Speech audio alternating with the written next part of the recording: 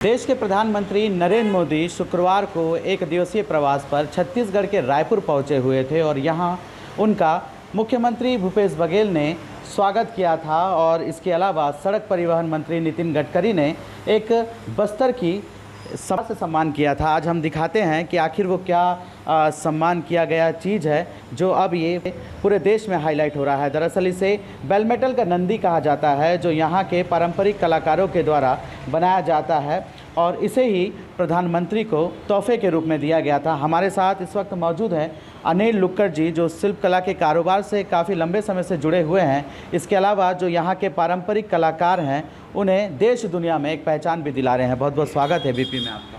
जी धन्यवाद। आपसे जानना चाहेंगे कि इसे क्या कहते हैं और इसे किस तरह तैयार किया जाता है। बस्तर की भाषा में इसे घड़वा आर्ट कहा जाता है और विश्व में इसको बेल मेटल के नाम से जाना जाता है। यह पीतल से और अन्य धातु से मिलकर बनी हुई मूर्ति होती है।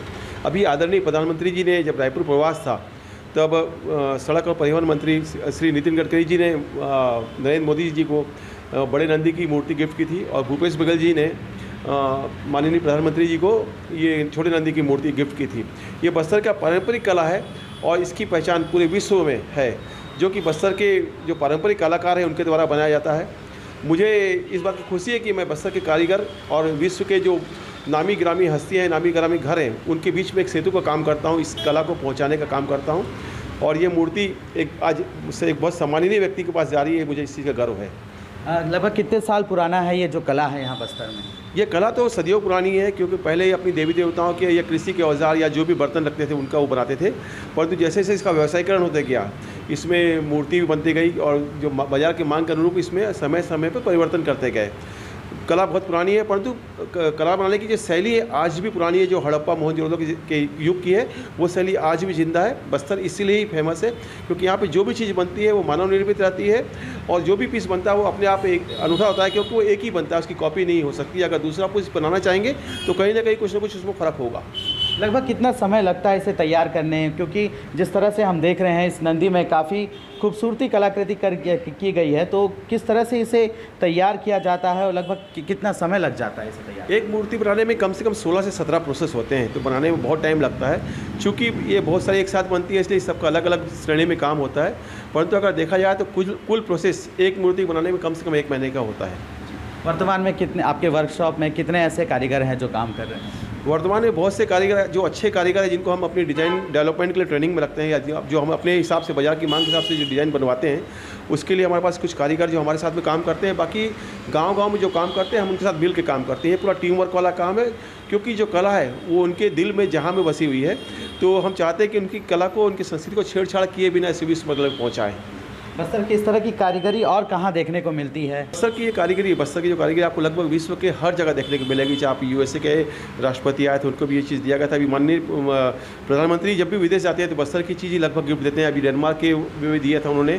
और बस्तर के जो इंडिया के जो बड़े बड़े औद्योगिक घराने हैं सबके दीवारों में, एयरपोर्ट, बनारस एयरपोर्ट में, रायपुर एयरपोर्ट में, ये काम तो हमने खुद ने किया है। ऐसे बहुत सी जगह पे आपको बस्तर की कलाकृति की छाप देखने को मिलेगी।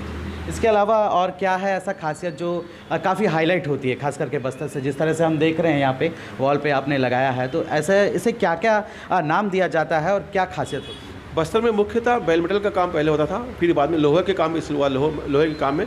लोहे के काम चूँकि वो पारंपरिक होने के कारण उसमें जंग लगता था, हमने उसे थोड़ा रंग रंगोन करके बहुत अच्छा बना दिया बाजार की मांग के अनुरूप, क्योंकि सेफ्टी भी बहुत ज़रूरी होती है। अगर जंग लगा हो तो उसमें लगने के चांस, बीमारी के चांस होते हैं। इसको हमने इसे पूरा कलरफुल कर दिया और साथ में घड़ी और बहुत सी वॉल डेकोरेशन की, क्योंकि आज सभी के घर में दीवारें खाली होती है। हमने इसलिए वॉल डेकोरेशन के हिसाब से बहुत सी चीज़ को तैयार किया है। साथ में स्मृति चिन्ह के हिसाब से हमने इसको बहुत बड़ा मार्केट बनाया है इसका।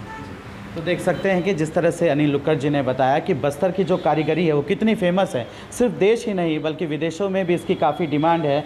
और यही वजह है कि हमेशा जब भी किसी वीआईपी का प्रवास होता है, चाहे देश के प्रधानमंत्री हो और सभी राज्यों के मुख्यमंत्री हो, और ख़ासकर जितने भी देश के बड़े एयरपोर्ट हैं, इन सभी में बस्तर की कलाकृति, आपको इस तरह की कलाकृति देखने को मिलेगी जो बस्तर की पहचान दिखाती है। और इसकी सैकड़ों की संख्या में जो बस्तर के आदिवासी हैं और इसके अलावा गैर आदिवासी भी हैं, वो इस पारंपरिक कला को कर रहे हैं और उनको रोजगार भी उपलब्ध हो रहा है। छत्तीसगढ़ में जितने भी वीआईपीस आते हैं उन्हें बस्तर की इस कलाकृति से सम्मान किया जाता है। Ashok Naidu, ABP news, Bastar.